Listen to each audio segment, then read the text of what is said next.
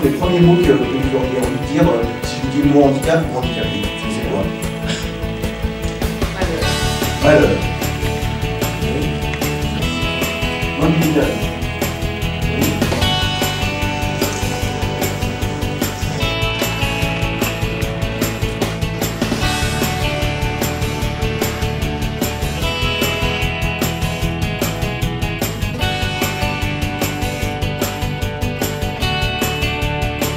Ces freins sont de deux natures. Le premier frein qu'on peut identifier, c'est ce qu'on appelle les représentations sociales ou les stéréotypes, le poids des préjugés.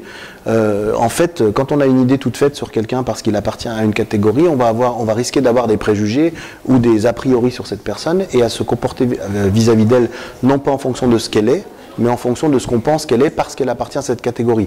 On peut d'ailleurs élargir ce raisonnement au-delà du handicap en parlant par exemple de la couleur de peau, de l'origine, du genre, et ce premier niveau de frein qu'on rencontre, c'est un frein qu'on rencontre dans toutes les thématiques de la diversité. Pour vous expliquer un peu l'impact que ça peut avoir, parce que c'est que ces préjugés fabriquent ce qu'on appelle des biais décisionnels, c'est-à-dire que la décision qu'on va prendre à un moment donné ne va pas forcément être en phase avec la réalité, mais en fait avec ses représentations. Exemple type, ça m'est arrivé une fois dans ma vie professionnelle, j'avais 10 ans d'expérience, je postulais pour un poste de responsable de service informatique et mon patron de l'époque m'a dit « ça va pas être possible pour toi parce que tu es en fauteuil roulant et que ce métier, il y a beaucoup de déplacements ». Et j'ai été obligé d'argumenter en lui expliquant que j'avais fait les Jeux paralympiques à 3 reprises, à Séoul, Barcelone et Atlanta, et qu'étant allé à Séoul, Barcelone et Atlanta, je pensais que je pouvais aller à Strasbourg et à Lille. Et c'est là qu'il a compris que son raisonnement avait été biaisé par sa représentation, du fait qu'il pensait qu'en fauteuil, on était forcément une personne à mobilité réduite et que le déplacement était une problématique, alors que dans le métier que je fais aujourd'hui, par exemple, je suis en déplacement en permanence.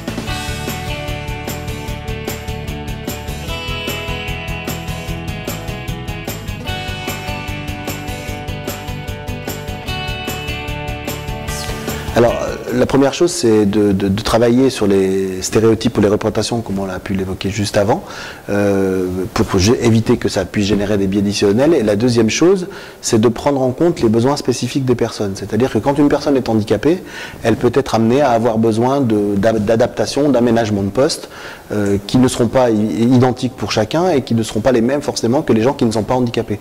Donc l'idée, c'est de réussir à en fait mettre en œuvre, étudier et mettre en œuvre les mesures dites de compensation qui sont nécessaires pour garantir ce qu'on appelle l'égalité des chances pour les personnes.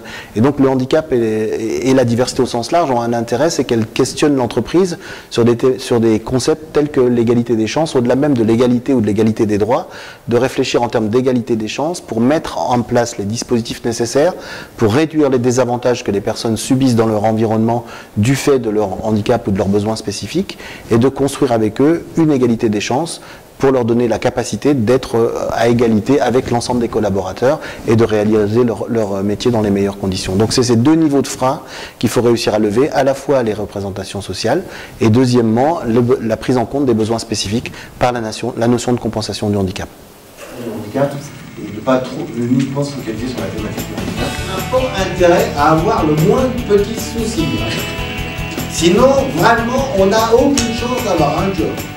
Alors une politique de handicap fonctionne si des enjeux sont définis clairement à tous les niveaux de l'organisation, aussi bien au niveau de l'entreprise que des managers, que des collaborateurs ou des collègues, des personnes qui vont travailler avec les personnes handicapées. Donc ces enjeux sont de nature multiple, mais ils sont aussi de nature assez différente selon l'endroit où on se positionne. C'est-à-dire que pour l'entreprise par exemple, les enjeux majeurs vont être de nature responsabilité sociale d'entreprise, image de l'entreprise, réponse à une obligation d'emploi, puisqu'il y a quand même une obligation d'emploi sur la thématique du handicap au niveau national. Donc ce sont des enjeux plus généraux, mais c'est aussi, ce peut être aussi un enjeu par exemple d'anticipation du vieillissement de la population, de prise en compte des besoins particuliers des collaborateurs, déclenchement d'un projet plutôt consensuel au niveau de l'entreprise. Donc il y a un certain nombre d'enjeux stratégiques et globaux qui sont au niveau de l'entreprise.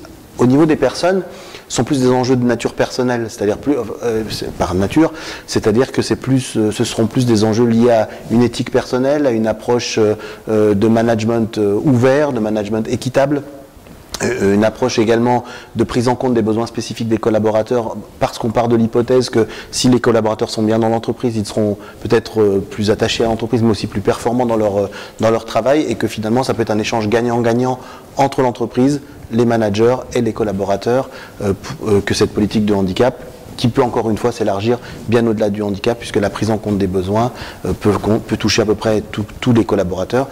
Et c'est pour ça que je dis souvent que pour moi, le handicap, c'est ce qu'on appellera un laboratoire d'innovation sociale, c'est-à-dire que ce sera quelque chose qui amènera à re-questionner ces pratiques, notamment managériales, au profit de l'ensemble des collaborateurs et pas que des personnes handicapées.